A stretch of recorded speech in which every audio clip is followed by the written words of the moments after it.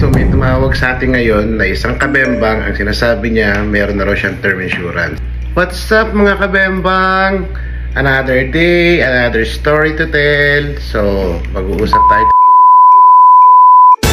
So may tumawag sa atin ngayon na isang kabembang. Ang sinasabi niya, meron na raw siyang term insurance. Ang sabi ko sa kanya, good, may term insurance ka na.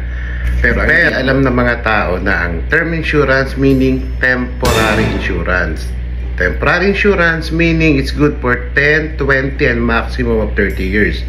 So after 30 years, you get another one. So kung nag-avail ka ng term insurance, after 30 years, bibili ka ulit.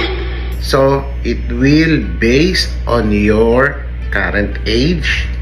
Pangalawa, it will based on your health condition now.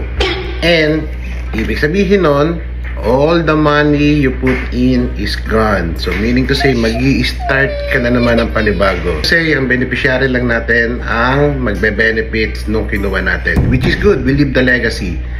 But may option ka.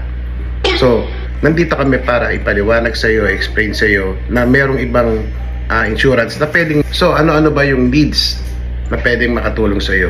First is the cash value. Pangalawa, it has living benefits.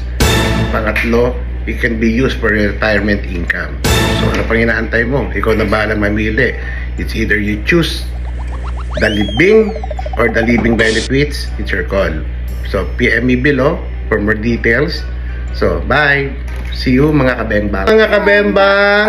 What's up guys? Another day, another day, another day, guys! Say bye-bye! Bye!